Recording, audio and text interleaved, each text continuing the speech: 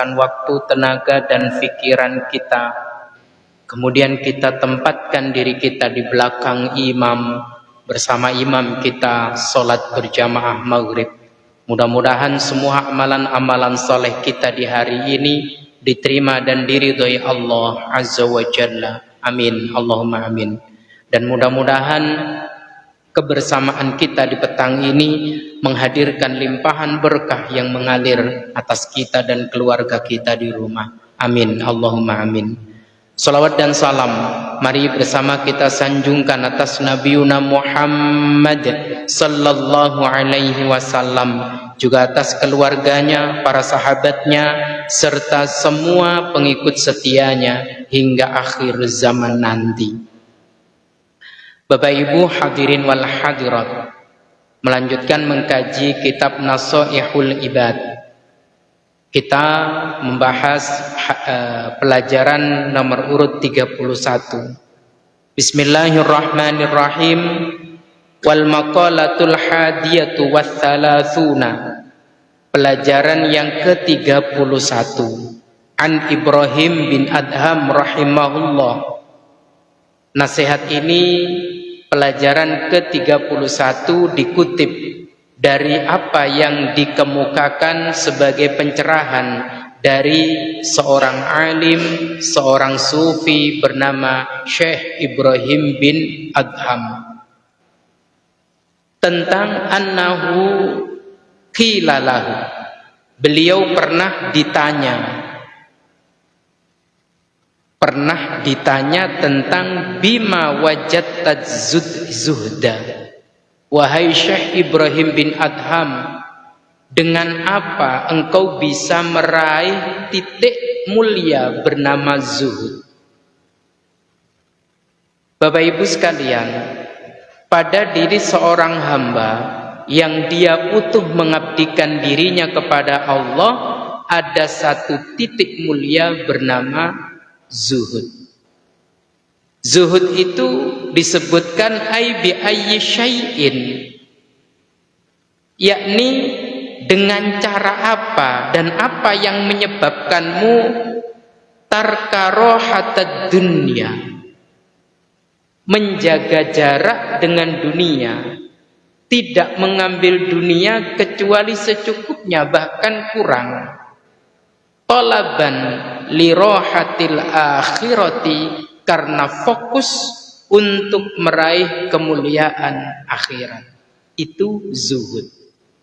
Maka definisi zuhud di dalam kitab ini disebutkan menjaga jarak dengan kenikmatan dunia karena fokus untuk meraih kenikmatan akhirat. Bukan tidak mau kenikmatan dunia, mau, tapi secukupnya. Kalau kiai saya dulu mengatakan begini, cerita tentang seorang alim di Indonesia yang namanya kurang populer, tapi kitab-kitabnya itu sangat populer, bernama Mbah Fadl. Mbah Fadl Senuri. Itu di Jawa Tengah, kalau tidak salah di Tuban. Nah, Mbah Fadl itu meskipun sudah seorang kiai, punya santri, bahkan karya kitab-kitabnya, saya pernah ngaji itu kitab tauhid bernama Durrul Farid. Kiai bilang cerita begini, Mbah Fadl itu termasuk orang yang zuhud. Beliau meskipun kiai, meskipun penulis kitab, penulis buku dalam bahasa Arab, tapi beliau ini setiap hari ke pasar jualan. Yang unik adalah ketika jualan beliau itu sudah laku, yang kira-kira keuntungannya cukup untuk makan hari ini, tutup tokonya. Seumpama 10 orang yang beli dihitung cukup sudah untuk makan hari ini, maka beliau meskipun masih jam 8 tutup sudah pulang. Tuh, Yai, kok sudah tutup? Sudah cukup.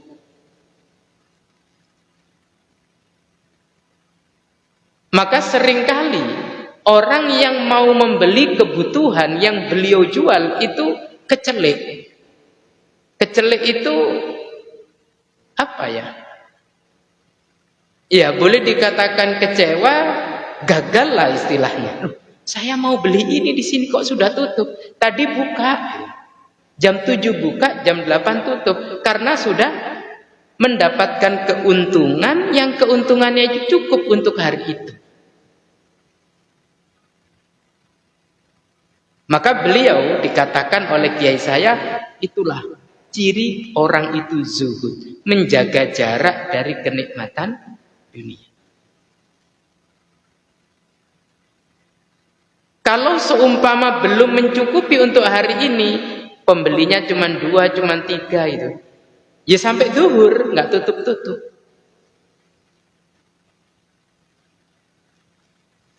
Kalau kita seumpama punya toko, tambah laris,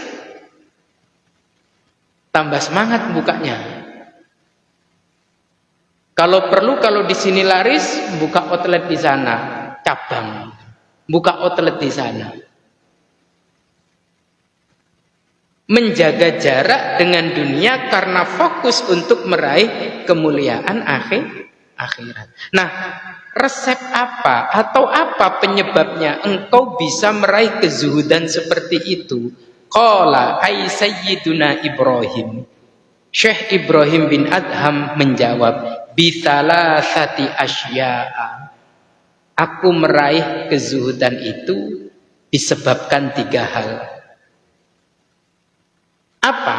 Yang pertama, ra'aitul qabra muwahhishan. Aku melihat kuburan itu begitu mencekam. Walaisa ma'i mu'nisun. Sementara aku tidak punya teman. Teman setia, teman akrab. Bapak kalau melihat jenazah dikuburkan, ada temannya enggak? Saat dimasukkan ke liang lahat ada temannya? Enggak ada. Yang dibayangkan kalau di liang lahat itu gelap, sempit, tentu pengap. Kubur itu aku lihat, ya Allah, kok begitu mencekam. Tempatnya sempit, gelap, pengap. Aku tidak punya teman untuk membersamai.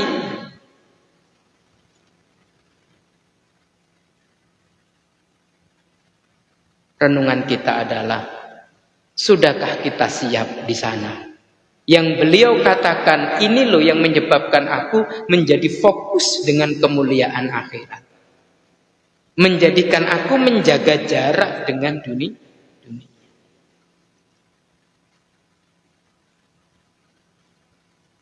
Itulah mengapa kalau dalam tuntunan Nabi Shallallahu Alaihi Wasallam bahwa zikrul maut itu yumahhisul dzunub.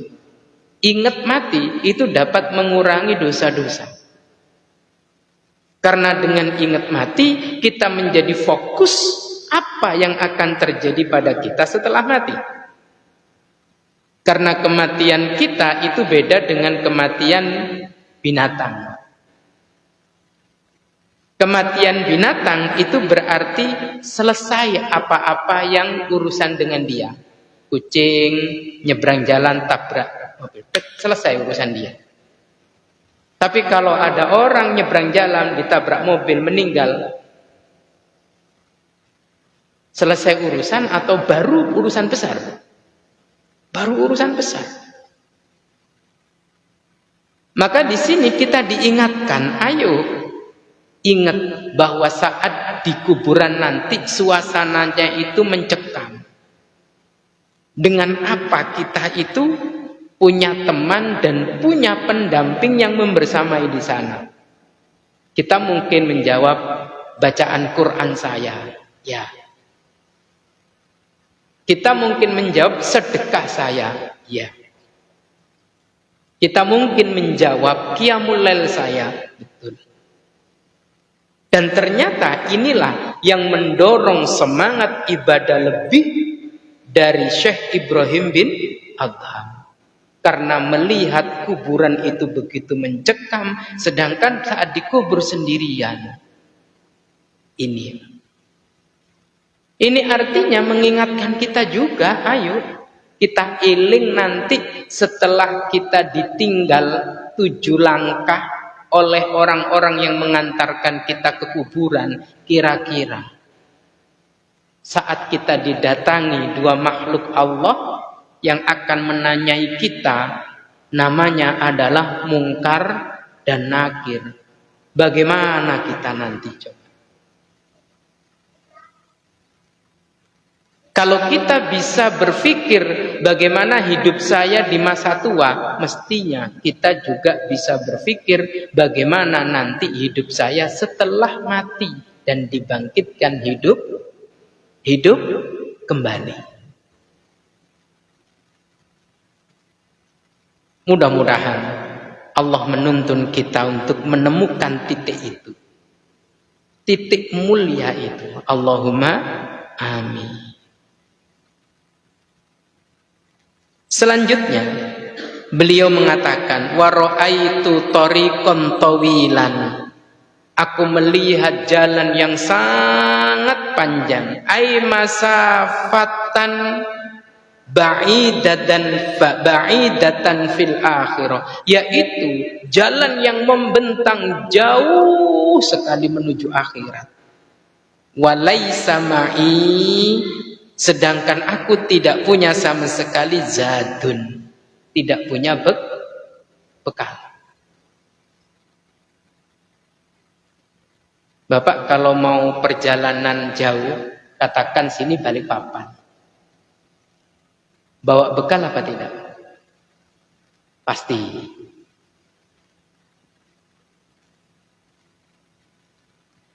Apa bekalnya, Pak? Paling tidak uang lah ya. Mau kemana? Balikpapan. Berapa duit dibawa? Ya 10 juta cukup lah. Tenang lah. Apalagi cuman berdua gitu. Oh aman. Mau kemana? Balikpapan. Bawa uang berapa? 125. Jadi berangkat apa enggak? Nggak jadi.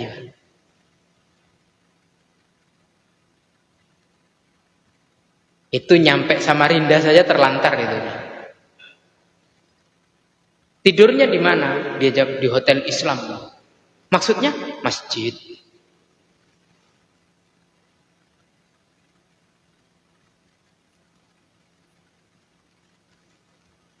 Pas mau masuk masjid, pintu pagarnya dikunci. Pindah ke masjid lain, pintu pagar dibuka, pintu masjidnya yang dikunci.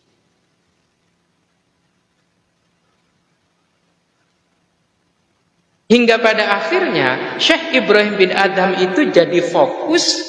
Pertama, fokus mencari teman setia, bacaan Quran, sedekah. Yang kedua, karena beliau melihat jalan yang sangat panjang, maka beliau fokus menyiapkan bekal. Mau kemana? Ke Berau. Naik apa? Naik travel atau naik mobil 14 jam. Saya yakin bekalnya jauh lebih besar.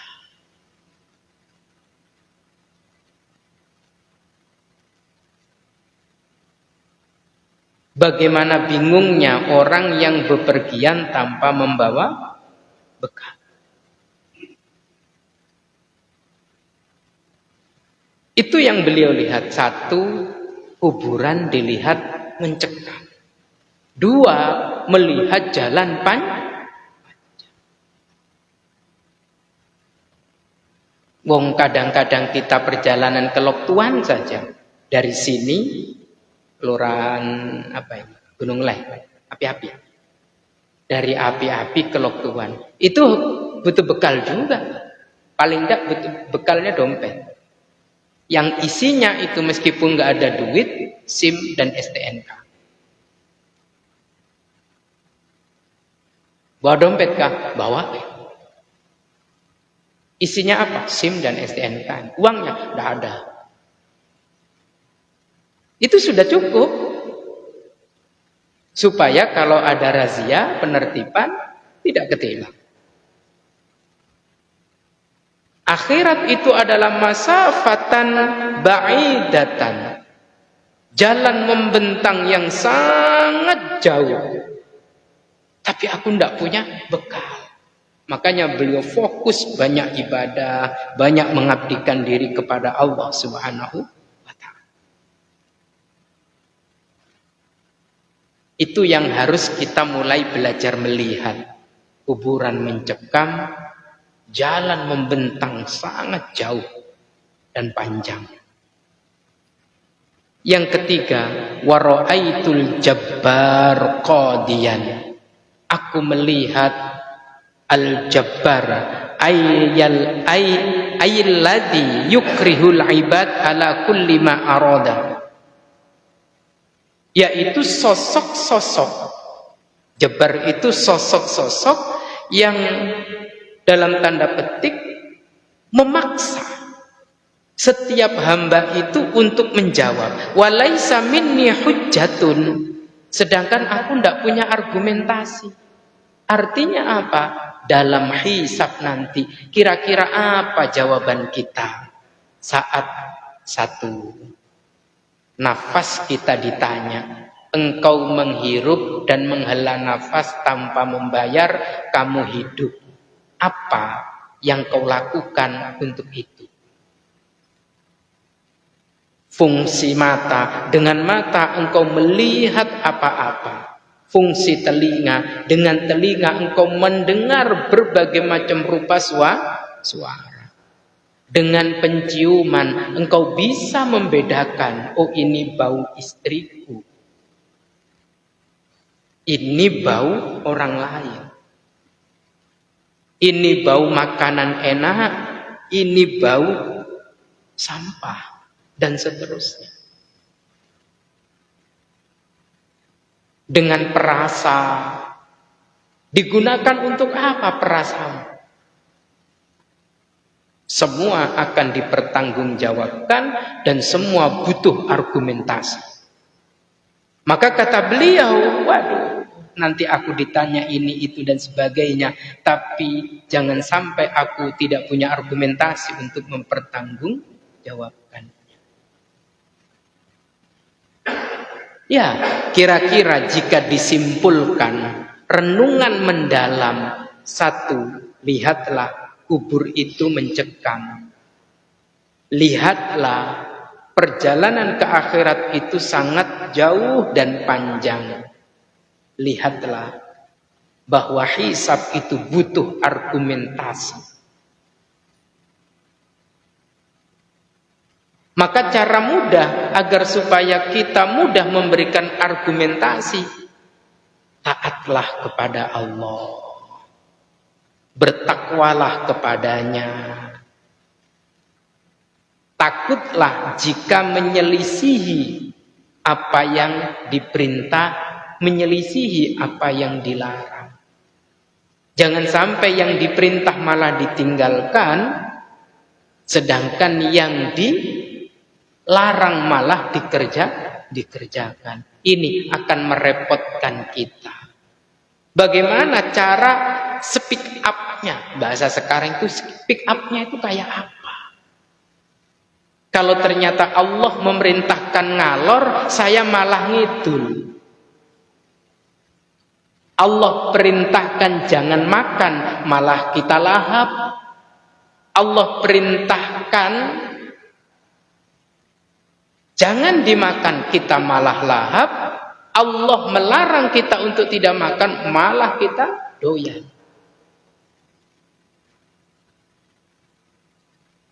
Dari titik inilah, lalu kemudian Syekh Ibrahim bin Adham bergerak menata ibadahnya, bergerak menata pengabdiannya, menata adabnya, Dan pada akhirnya sampai pada satu titik zuhud, menjaga jarak dengan dunia karena fokus meraih kemuliaan akhirat. Pertanyaannya, bagaimana dengan kita? Apakah kita masih begitu erat dan akrab dengan dunia? Kalau iya, mudah-mudahan eratnya kita dengan dunia tidak melupakan pentingnya kemuliaan akhirat. Allahumma amin. Mudah-mudahan tidak melalaikan hiruk pikuk duniawi yang kita jalani, tidak melalaikan kita bahwa di sana Allah juga menyediakan kehidupan yang jauh lebih nikmat dari apa yang kita raih di dunia. Allahumma amin. Mudah-mudahan Allah meridhoi kita dan keluarga kita, memberkahi keluarga kita. Allah berikan rezeki yang halalan thayyiban mubarakan. Amin. Putra-putri yang salih dan salihah. Amin. Keluarga sakinah mawaddah warahmah. Amin. Allah berikan rezeki halalan thayyiban mubarakan. Amin. Allah istiqomahkan kita dalam iman dan Islam. Allah mampukan kita untuk menata peribadatan kita sebagai bekal nanti kubur tidak lagi mencekam. Perjalanan panjang tidak masalah karena kita banyak bekal. Saat menghadapi hisab kita mempersiapkan argumentasi yang memang dibutuhkan. Allahumma amin. Semoga bermanfaat dan berbarokah. Wallahu a'lam bissawab. Khilaf dan kurangnya mohon maaf. Marilah kita akhiri bersama dengan doa kafarah majelis dan hamdalah.